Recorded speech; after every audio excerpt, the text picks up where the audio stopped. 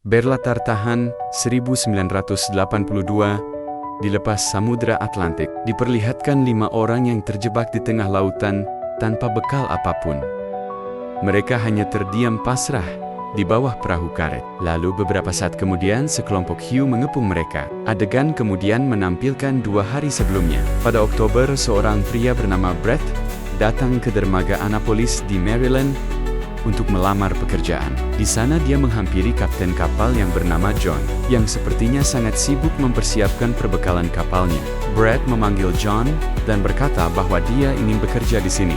Brett juga mengaku bahwa sebelumnya mereka juga telah ngobrol melalui telepon. Mendengar itu, John datang dan mulai menanyai pengalaman berlayar Brett. Di sini John bertanya, apakah Brett pernah melewati rute laut ini?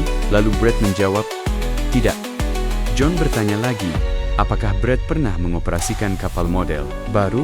Lagi-lagi, Brett menjawab, tidak. Di sini, John mulai meragukan pengalamannya. Dia menjelaskan bahwa dia butuh kru yang profesional, karena mereka akan membawa kapal baru ini ke pemilik barunya di Florida. Namun, di sini Brett mencoba meyakinkan John bahwa dia dari kecil tumbuh di laut. Jadi, paling tidak, dia tahu bagaimana kapal bekerja. Kemudian seorang wanita bernama mendadak menghampiri John di mana dia adalah kekasih sekaligus kru dari John. Ternyata Mike telah mengenal Brett, dan dia memohon agar John mau menerimanya. Karena permintaan itu, John pun menerima Brett untuk menjadi kuyunya. Di kapal itu, Brett langsung menghampiri M dan berterima kasih karena telah membantunya. Lalu, 2 kru yang lain yang bernama Mark dan Dave memberi Brett ucapan selamat. Akhirnya kapal ini pun berangkat ke arah selatan, di mana John secara resmi membawa 4 krunya itu. Kapal layar bermerek Pressman ini akan dikirim ke pemilik barunya di Florida, membuat John harus berhati-hati, dan para kru juga harus beradaptasi.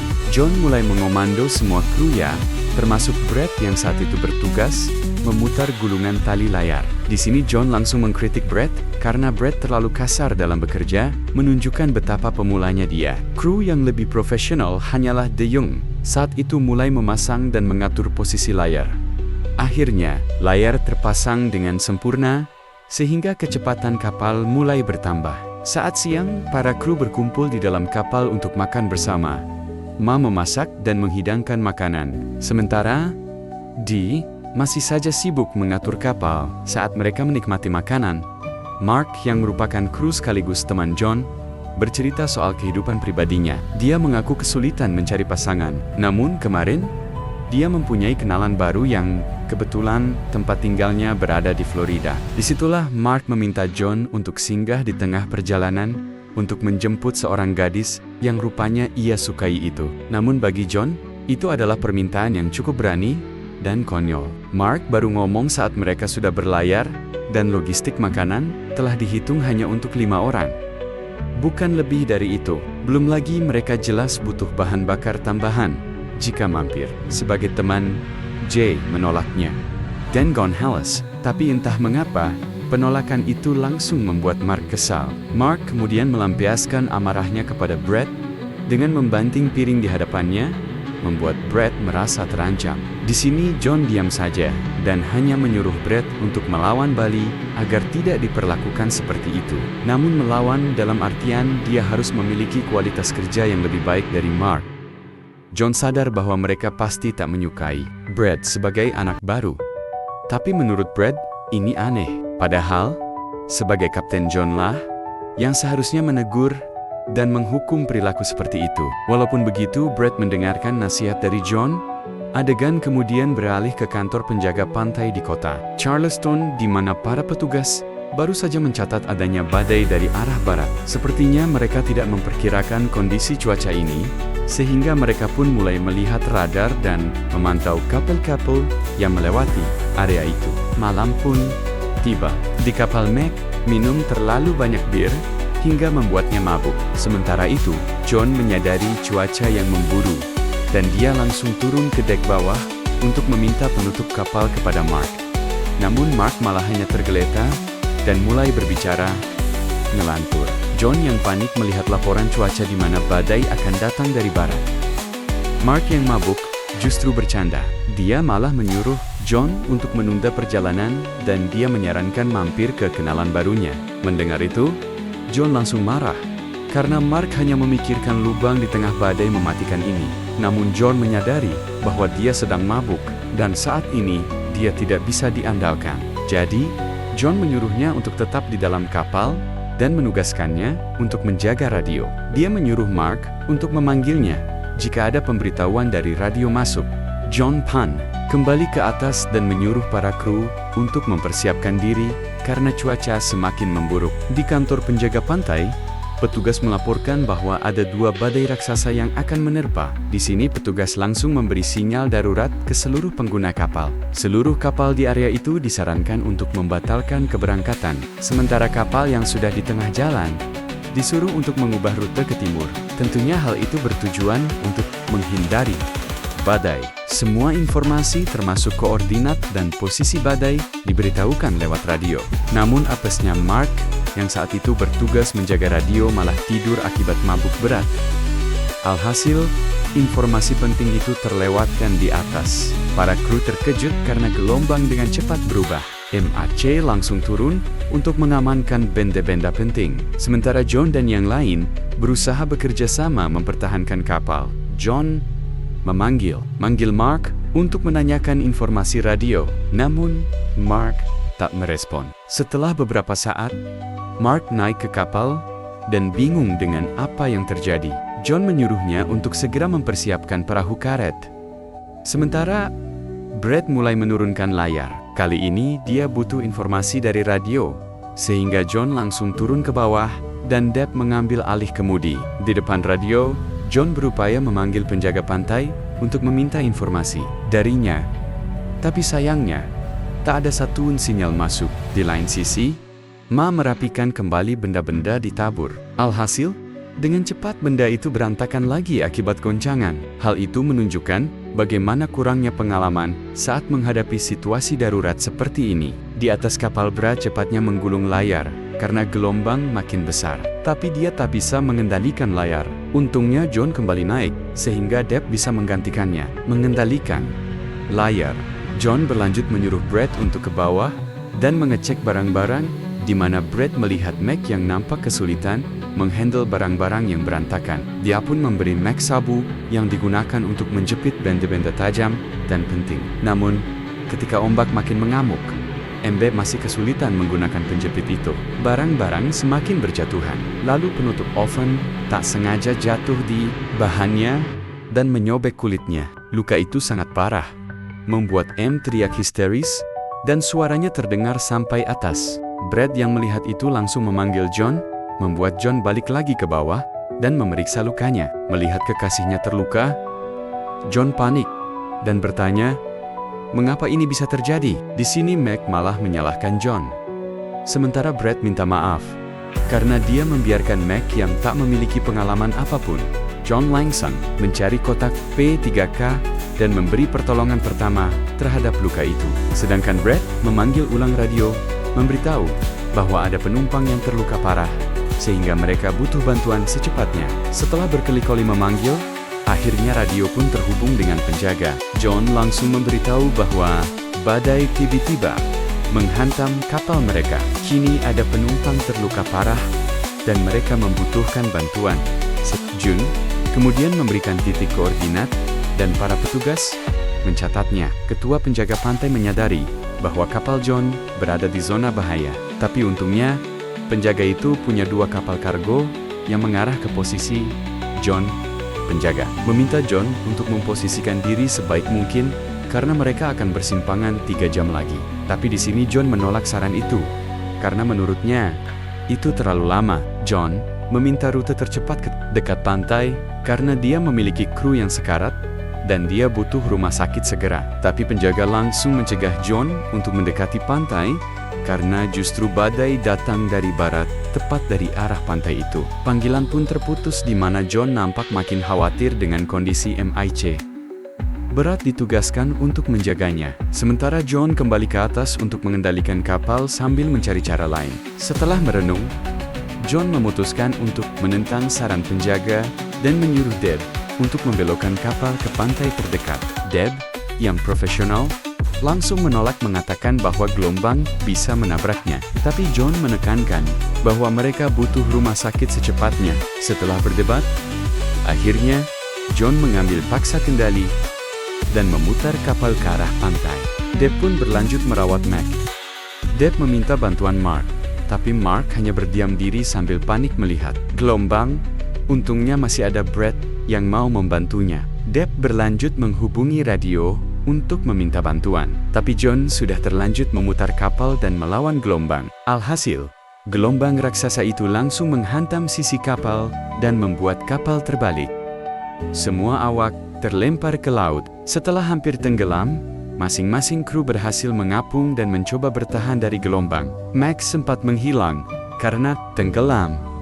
Namun John segera membantunya. Beruntungnya mereka berlima melihat perahu karet darurat yang tak terlalu jauh, sehingga mereka pun bisa berenang menuju ke arah sana. Di sini mereka hanya bisa menunggu, di mana John yakin bahwa tim evakuasi pasti akan segera datang. Sementara itu, penjaga pantai mencoba menghubungi John, karena dua kapal kargo mereka tidak menemukan kapal John saat persimpangan.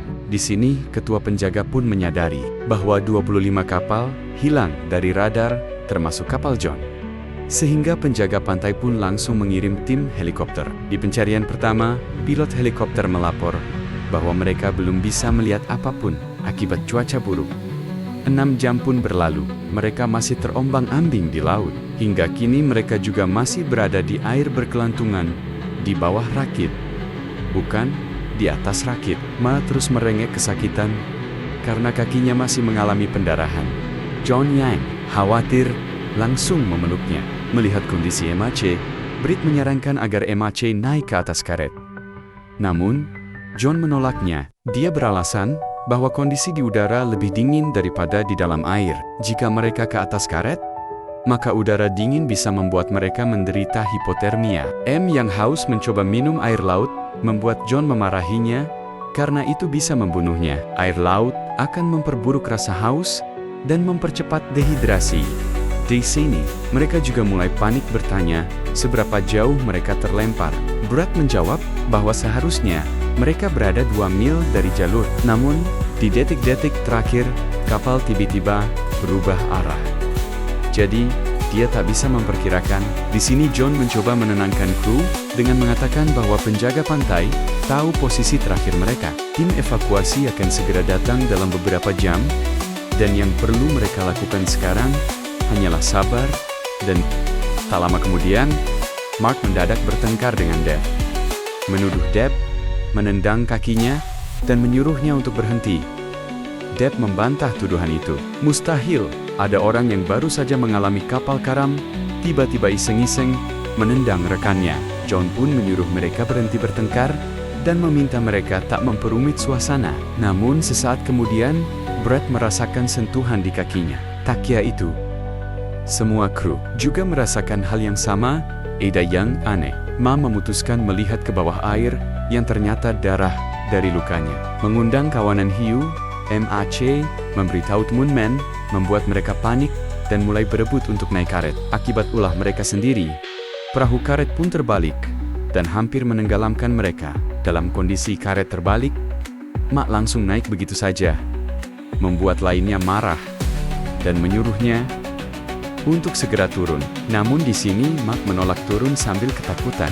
Lalu mereka pun memberitahunya bahwa mereka harus memperbaiki posisi karet seperti semula. Sebelum Hu menyerang mereka, John langsung menarik Mark ke bawah, membuatnya hampir tenggelam. Kini mereka harus membalik karet itu. Walaupun sempat kesulitan, akhirnya mereka berhasil. Satu persatu pun naik. Sementara yang lain menjaga karet agar tetap imbang. Setelah semuanya naik, kini tersisa Brett, di mana ia hampir saja disikat hiu tersebut. Setelah mereka berhasil naik, masalah belum selesai. Hiu-hiu itu mulai menyerang karet. Mereka membuat perahu ini rentan untuk terbalik. John tak bisa diam begitu saja, karena itu harus diberi serangan balik agar mereka menjauh. Oleh karena itu, John menendang hiu-hiu itu. Tepuk tangan caranya nampaknya berhasil untuk sementara waktu. Hiu itu nampak berhenti menyerang. Namun tak lama kemudian, salah satu hiu menyundul karet, membuat John terlempar ke laut. Hiu itu telah siap untuk menyikat John. Tapi beruntungnya, Tuan Man segera menyeretnya naik, sehingga John masih bisa diselamatkan. Di sini, semuanya mendadak histeris dan mulai berteriak. John menyuruh mereka untuk diam dan tidak bersuara, karena gerakan dan suara mereka dapat mengundang hiu tersebut. Namun, Mark sangat sulit diatur, di mana dia terus saja merengek. John pun terpaksa membungkamnya. Lalu setelah suasana hening, hiu-hiu itu perlahan mulai pergi. Di lain sisi, pihak penjaga pantai membentuk tim penyelamat, di mana helikopter mulai menyusuri lautan. Pilot melapor bahwa 16 perahu sudah ditemukan. Namun, masih ada 7 orang yang menghilang. Penjaga pantai mengadakan rapat kembali untuk mencari area yang belum disusuri. Helikopter baru pun dikirim untuk memulai pencarian. Sementara itu, para kru sudah terombang-ambing selama 14 jam penuh. Namun, belum ada tenda-tenda penyelamatan sama sekali. Bisa jadi tim penyelamat baru bergerak saat itu, atau bisa juga posisi mereka melenceng jauh dari perkiraan siapapun. Apapun alasannya, situasi mereka semakin buruk. Di bawah teriknya matahari, tanpa pelindung, tanpa air minum, dan makanan. Roket itu perlahan berubah menjadi perangkap maut, bahkan tanpa hiu yang mengintai. Di sini John memperkirakan bahwa sesuai petunjuk angin, mereka sedang terseret arus ke arah barat. Artinya, mereka sedang menuju pantai. Jika perhitungannya tepat, mereka akan tiba di daratan sekitar 20 jam lagi. John menghibur mereka dengan bercerita bahwa sudah banyak orang yang terombang-ambing di laut selama berminggu-minggu, bahkan berbulan-bulan, dan beberapa berhasil bertahan hidup. Di sini John meminta mereka untuk tetap tabah dan sabar, karena hanya itu yang bisa mereka lakukan. Sekarang, di sini John juga khawatir dengan luka di gigi Mac yang nampak mengalami infeksi. 31 jam berlalu, dan situasinya masih sama. Karena infeksi di kaki Mac makin parah, John memutuskan untuk mengikat kakinya dengan sabuk mencegah infeksi menjalar. Mac mencegah John melakukan itu, karena suara teriakan Mac akan mengundang hiu itu lagi. Namun demi keselamatan kekasihnya, John tetap mengikat kakinya. Alhasil, Ma teriak kesakitan, sehingga hiu itu mulai kembali. Ketika hiu berupaya mengoncang karet, MAC protes kepada John, karena tindakannya ini membahayakan nyawa mereka. John mengabaikan protesnya, dan tetap mengikat sabuk di kakinya. Bahkan John hampir terjatuh akibat goncangan. Lalu karena tak tahan dengan sakitnya, Ma lepas ikatan sabuk itu. Melihat itu, Mark langsung merampas sabuk tersebut dan membuangnya ke laut. Walaupun ini keputusan spontan, John marah terhadapnya karena benda itu bisa sangat berguna. John yang emosi langsung menyerang Mark, di mana John memasukkan wajah Mark ke air sampai membuatnya tak bisa napas. Dari jauh, Hu mulai mendekat dan siap menyikat kepalanya. Namun, untungnya, Beth melerai mereka berdua, membuat Mark selamat. John pun terdiam dan merenung, menyadari bahwa emosinya sangat membahayakan. Di sana, Mark yang kesal mengkritik John, mengingatkan bahwa John adalah seorang kapten. Tugas seorang kapten seharusnya memastikan keselamatan mereka, bukan malah sebaliknya. Mendengar itu, John hanya bisa merenung, merasa bahwa dia adalah kapten yang gagal. Malam pun tiba. Sepanjang malam, John tetap terjaga dan mulai berbicara sendiri. Terlihat jelas bahwa jiwanya mulai tertekan dan dia mulai gila. Keesokan paginya, ketika semuanya masih tidur, John bangun sendirian dan melihat sebuah pulau. Ia langsung melompat ke laut dan berenang sendirian menjauh dari karet. Teman-teman memanggilnya agar kembali, tapi John hanya membalas bahwa ada pulau di sana. Kini, mereka selamat. Mereka memperingatkan bahwa itu hanyalah ilusi. Dan di sini John pun baru sadar. John bergegas berenang kembali. Namun, semuanya terlambat. Ketika teman-teman meraih tangannya, hiu langsung menyerangnya. Alhasil, John pun terkobik-kabik di hadapan teman-temannya. Akhir yang tragis bagi John, tepuk tangan. Beberapa waktu berlalu, kini para kru sudah terabung selama 2 hari 11 jam tanpa akses ke air dan makanan. Itu adalah waktu yang cukup lama. Mereka kemungkinan sudah merasakan dahaga ekstrem, detak jantung cepat, dan sakit kepala hebat. Di titik ini, mereka sudah kesulitan berpikir jernih. Ketika itu, Ted mengamati lautan sekitar. Lalu dia memberitahu Tim Moonman bahwa hiu itu sudah pergi. Mendengar itu, Mark langsung membasuh wajahnya untuk mendinginkan tubuh. Walaupun mereka sadar bahwa itu berbahaya, namun akhirnya Div dan Brett ikut membasuh juga. Di sana Meg nampak sudah tak berdaya tentunya, karena infeksi yang terlanjur menyebar. Namun Brett setia merawatnya dengan membasuh tubuhnya. Tak lama kemudian, karena saking haus dan laparnya, Mark tergoda untuk minum air laut. Hanya membayangkannya saja sudah membuat perut mulas. Tentunya itu adalah keputusan terburuk, karena air laut justru membuat tubuh makin dehidrasi dan rasa haus makin parah. Walaupun rasanya sangat asin dan menyiksa, Mark tetap meminumnya. Teman-teman mencoba menghentikannya, memperingatkan bahwa minum air laut akan membuatnya gila. Tapi Mark sudah tak peduli, rasa hausnya terlalu kuat. Dia terus meminum air itu secara membabi buta. Di malam berikutnya, ketika yang lain mencoba tidur, Mark mulai berteriak histeris tanpa alasan. Nampak jelas bahwa Meg sudah gila dan mulai berhalusinasi. Dia teriak tanpa henti sepanjang malam, sampai Tuan Temonia menutup telinga mereka. Kini mereka memasuki hari ketiga, di mana Mark nampak makin gila. Dia lebih mirip seperti anak gangguan mental, membuat teman-teman panik. Di sini D menjelaskan bahwa itu adalah efek air laut. Dan gejala itu menunjukkan bahwa Mark sedang dehidrasi berat. Tak lama kemudian, Mark mendadak berdiri dan lompat-lompat di karet. Tentunya semuanya panik karena hal itu dapat menjungkir perahu mereka. Ditambah lagi, Huhi juga mulai mengepung lagi. Di sini Brett mau tak mau harus melumpuhkan Mark dan menahannya. Sampai akhirnya Mark sedikit sadar dan berjanji untuk tetap tenang. Namun setelah itu Mark gila lagi, di mana dia tidur santai sambil mencelupkan tangannya ke air. Perilakunya itu mengundang Hu, dan benar, seekor Hu menyerekap Mark, membuatnya terlempar ke laut. Harusnya dia bisa selamat. Namun karena dia gila, Ma justru berenang menjauh dari karet. Seekor hiu langsung menyeret tubuhnya. Lalu ia pun mengkabinnya hingga tewas. Kini, tersisa 3 orang. Sampai memasuki malam hari, Ma memanggil keduanya dan mengaku bahwa kakinya tak sakit lagi dan tubuhnya tak bisa bergerak. Dia kemudian meminta maaf karena John tak bermaksud melukai mereka. Tapi John hanya ingin menyelamatkan dirinya. MAC juga mengaku bahwa John akan menikahinya, namun realita berkata lain. Beredari bahwa Max sedang sekarat, lalu dia pun menemaninya di sampingnya. Sampai esoknya mereka melihat bahwa tubuh Ma telah kaku dan pucat.